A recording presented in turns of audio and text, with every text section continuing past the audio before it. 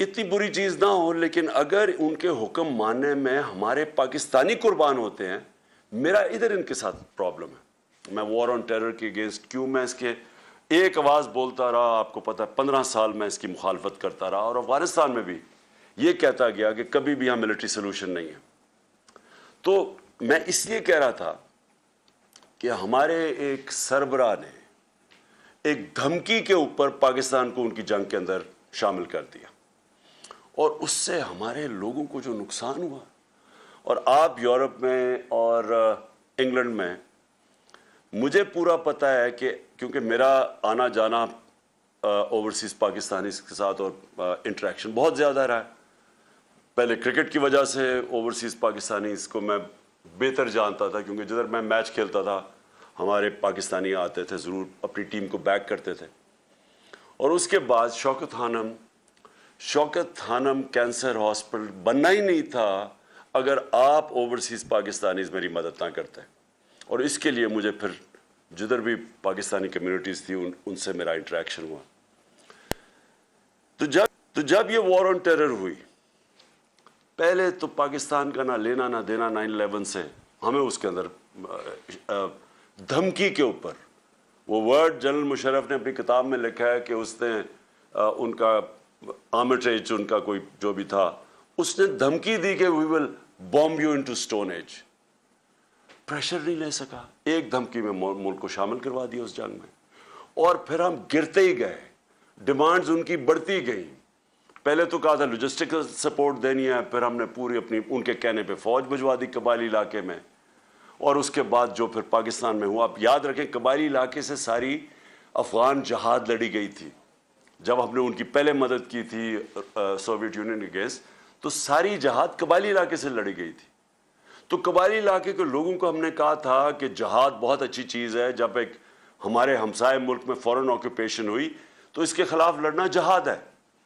अब जब अमेरिकन वहाँ पहुँच गए तो अब हम उन्हीं लोगों को कह रहे हैं कि उनके खिलाफ जहाद थी, सोवियट्स के खिलाफ अब दहशतगर्दी है। उसका नतीजा क्या हुआ? क्या वो रोबोट्स तो नहीं थे? उनको हमने पहले जहाद के लिए तैयार किया, और अब हम कह रहे हैं कि ये टेररिज्म है, वो हमारे खिलाफ हो गए। और पाकिस्तान ने सबसे भारी कीमत अदा की अमेरिका की वॉर ऑन टेरर में शिरकत करने की। बाकी नेटो अलाइज भी थे, किसी कोई, यानी सारे नेटो अलाइज और अमेरिकन जितने फौजी इसके अंदर मारे गए वॉर ऑन टेरर में, अफगानिस्तान और अफगानिस्तान में, उन सारों को सबको इकट्ठा भी कर लो तो उससे 3 गुना ज़्यादा पाकिस्तानी फौजी मारे गए, हमारे फौजी शहीद हुए, और 80,000 पाकिस्तानी जाने गई, मुल्क तबाह हो गया।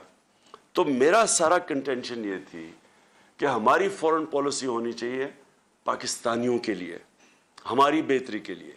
हमें अपने मुल्क को कुर्बान नहीं करना चाहिए किसी और की फॉरेन पॉलिसी ऑब्जेक्टिव्स के लिए। यहाँ प्रॉब्लम शुरू हो गया।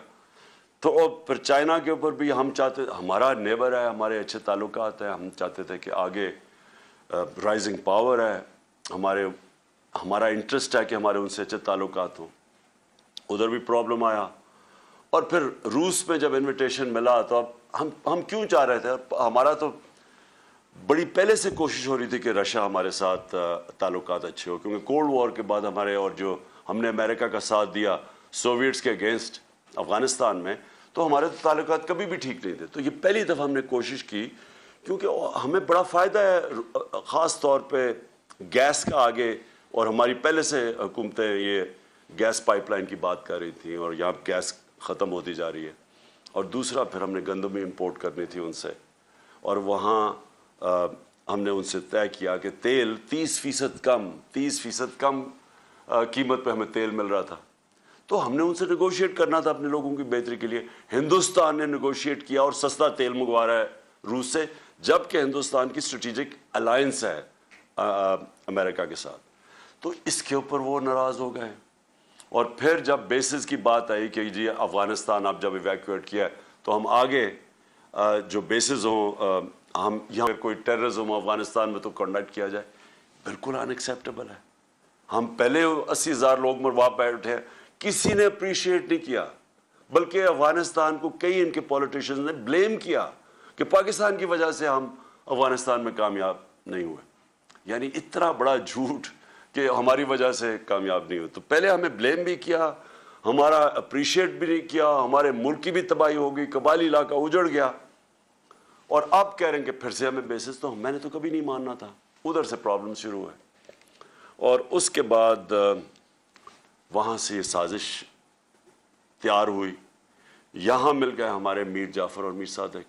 इन्होंने पूरी तरह उनके साथ ये गेम प्लान बन गया। ये मुझे इसका इंडिकेशन हो गई थी पिछली जुलाई के अंदर, जुलाई अगस्त में मैं समझ गया था कि कुछ हो रहा है।